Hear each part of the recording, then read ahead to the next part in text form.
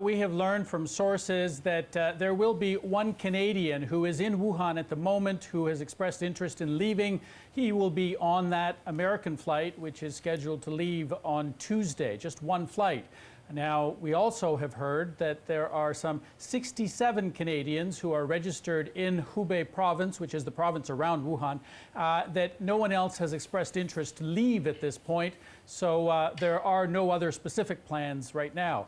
Both France and Britain are also looking at getting their nationals out of the area, but nothing imminent on that. Okay, this comes as Chinese health officials update the public. What are they saying about this coronavirus? You know, John, right from the beginning, when this first started, there have been so many questions about what this virus is, how it works, and how it affects people. We've known very little, and there's been a lot of rumors floating around, too.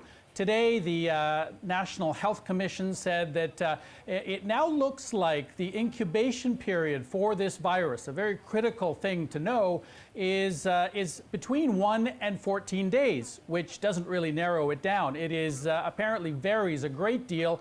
Most people within 10 days, but that's not clear. The other critical thing is that this virus is, anybody who carries it can communicate it, can pass it along to somebody else, even during that period of incubation, which is unusual if you compare it to the SARS virus from 17 years ago. That virus also had a 14-day incubation period, but during that time, people could not get infected until the actual symptoms started to come out, the coughing, the high temperature, those kinds of things. So we're learning a little bit more. Also, this virus is a little unpredictable because some people may not have a high fever, and that's the thing that most airports and, in fact, most places here in Beijing are testing for to see whether you're sick or not. So a lot of questions still up in the air, and it may make things a little more complicated.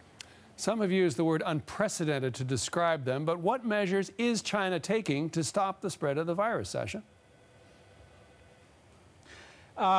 You know, this country more and more by the hour is getting locked down. There are many roads and cities and towns and villages that are preventing people from going in some cases going out.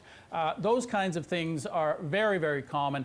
One other thing that they have been doing is taking some very aggressive action against markets in China that sell wild meat. Anything from snakes to alligators to wild boar to you pretty much name it.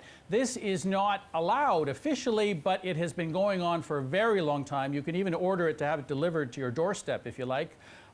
So they are now cracking down on this. Why? Because it is believed that this virus actually, even though it was from a seafood market in Wuhan, that it was actually a piece of wild meat or a wild animal of some kind that transferred the virus from animals to humans. Of course, now it's being transferred from human to human as well, but that was the beginning, and they are worried that that could happen again elsewhere.